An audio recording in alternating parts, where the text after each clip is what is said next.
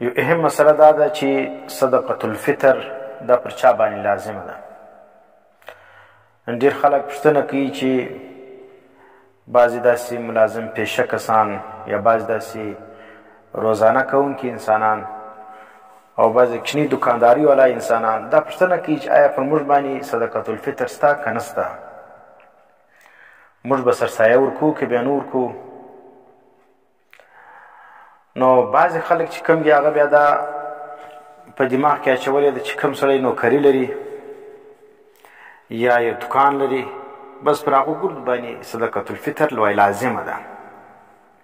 د عام خلکو په ذهن کې دا یو دغه خبره جوړه سوې ده چې چا دکان درلودی یا څوک په نوکري باندې لګیا ولو یا یو کوچنی کاروبار ولو، بس خلک ورته ته به صدقة الفطر ورکوې.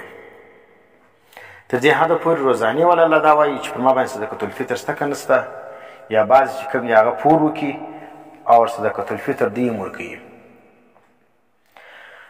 نو دا مسله ښه ټیټ زده کړي. صدقة الفطر چې کوم ده دا پر هر چا باندې لازم نه ده.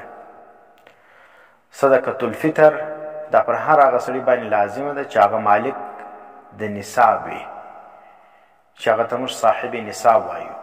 چې کوم سړی صاحب نصاب ولو پر هغه سړي باندې صدقة الفطر یا سرسایه لازمه ده. اوس صاحب نصاب و چا ته ویل کېږي؟ صاحب نصاب و هر هغه سړي ته ویل کېږي چې د هغه په ملکیت کې 2.5 تولې چاندي قیمت پیسې موجوده وي، یا د هغه قیمت سونه موجوده وي، یا سامان د تجارت موجوده وي، یا د دې ماس یوه نور شیان چې کوم دي، یا ګرد سره جمع کې چې د ضرورت څخه زیات وي، د حوایج اصلیو څخه زیات وي، دا ګرد سره جمع کې دا ټول شیان قیمت چې دی هغه 52 تولې چاندي قیمت ته ورسیږي. نو بیا پر دا رقم سړي باندې صدقة الفطر که ملازم وي، که ریړۍ والا وي، او که کاروبار والا وي، که هر څوک پر هغه باندې بیا لازمه ده. او که چیرې د چا په ملکیت کې 2.5 تولې چاندي قیمت برابر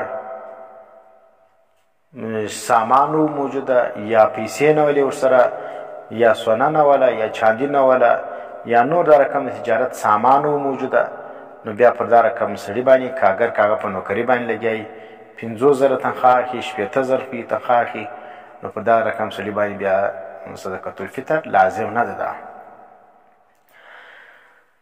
اوس صدقة الفطر چې موږ د هغه حساب لګولی، سونه خو په چاندي پورته کېږي کښته کېږي، نو اوس چې موږ کتلی تقریبا د هغه قیمت د 1 تولې چاندي قیمت دا څو ورځې مخکې چې موږ وکتې 1975 ولو، او بیا چې ما بله ورځ پسې وکتې نو 2270 ته رسېدلی وه. نو دا کمیږي او زیاتېږي. نو تاسو بیا خپل قیمت وګورئ چې کوم وخت تاسو دا صدقة الفطر کوئ، په هغه وخت کې د دې چاندي قیمت څو دی کتل سره کم دی. په نیټ باندې تاسو ګوګل کې ریټ د سلور ورکړئ یا د چاندي قیمت فی توله حساب دا تاسو ورکړئ، نو هغه به تاسو ته قیمت په اپډیټ چې کوم دی هغه تاسو ته میلاو شي.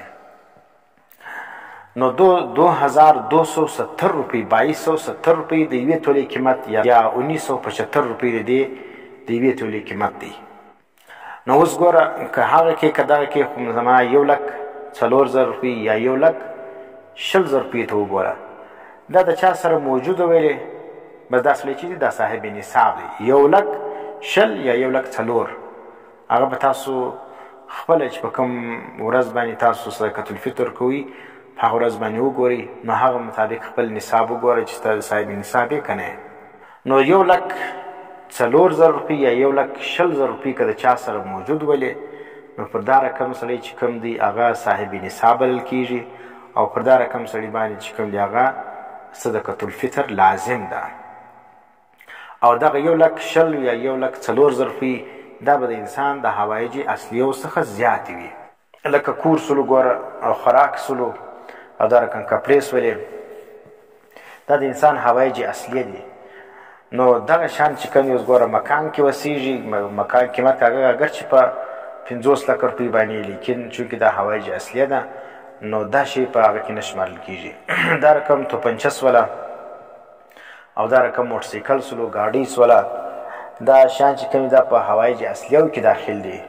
سړی د موټر لري، هغه د 100 لک روپۍ موټر دی، خو دی چلیي، نو دا رقم نور پیسې بیا دی د زیاتوب نه لري.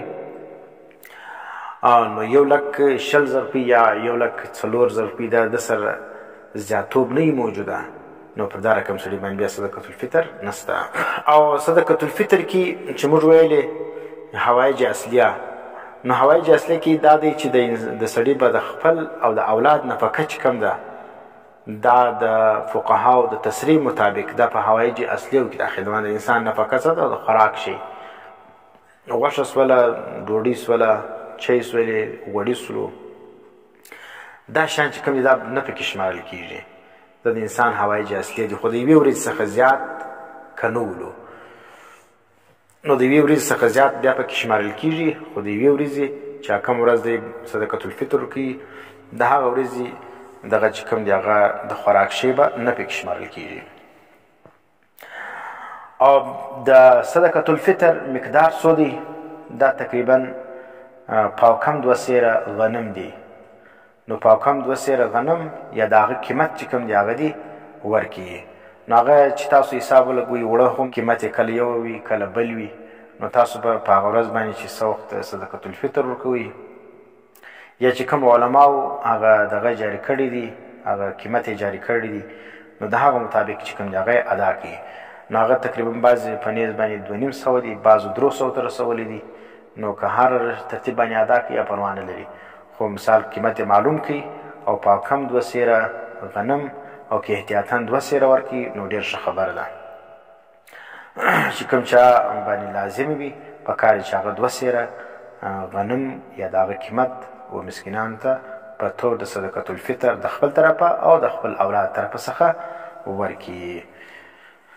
نو په دې کې بس دغه شی تاسو ته واضح سولو چې هر چا باندې دا لازمه نه ده، نه پر هر روزاني والا باندې دا صدقة الفطر لازم ده، او نه پر هر ملازم باندې لازمه ده، او نه پر هر ریډي والا باندې، نه پر هر دکاندار باندې دا لازمه ده، بلکې ما ورته ویلي چې تقریبا 1,04,000 یا 1,20,000 روپۍ چې کوم دي هغه خو ما ورته د سونې د ریټ سره کار لري، چې 2.5 تولې چاندي قیمت پیسې د هر چا سره د هوایج اصلیو څخه زیاتې پرتې ولې، نو دغه سړی چې کوم دی هغه بیا صاحب نصاب بلل کېږي. دا که دکاندار وي، که ملازم وي، که هر څوک وي، په دې باندې لازم دی. اوس بعضې ملازمین چې کوم دی هغه تنخواه 70,000 اخلي، 60,000 اخلي، خو لیکن هلته کور غټ په پسې وي او د ده په پور باندې چلیږي. نو دا نور خلک د ده واخلي، دا د یوې ورځې تنخواه ته ګوري چې په یوه ورځ باندې د دونه پیسې واخیستلې، لیکن هلته چې کوم دی هغه ضروریات یې نه پوره کېږي. نو دغه ملازم سړی چې کوم دی په ده باندې صدقة الفطر که 80 اخلي، که 80 اخلي، که 80 اخلي، په ده باندې صدقة الفطر لازم نه ده. دا خو چې نور شی نه لري، وینې خالي دا تنخواهی وي، نه سونه سته کور ته، نه چاندي سته، او نه دا رقم د ضرورت څخه زیات سامان چې د هغه موږ سره جمع کړو، د هغه قیمت 52 تولې چاندي ته ورسېږي، نو دونه شی نه ورسره موجود، خالي دا تنخواه ده. نو هغه چې دی راوباسي او د کور شیانو باندې راوړي، نو هغه که ما ورته ویل 1,00,000 روپۍ هم چې دی په خپل ضرورت کې استعمالوي، نو پر دا رقم ملازم باندې هم صدقة الفطر لازم نه ده. یا دا رقم دکاندار وي، خو هغه دومره قدر مال نه وي ورسره په دکان کې د 80,000 د 80,000 روپۍ سامان اچولی وي، هغه نصاب ته نه رسېږي، د 2.5 تولو چاندي څخه کم وي، صرف هغه باندې کور چلی، نو پر دا رقم دکاندار باندې یا دا رقم ریډي والا باندې هم صدقة الفطر لازم نه ده.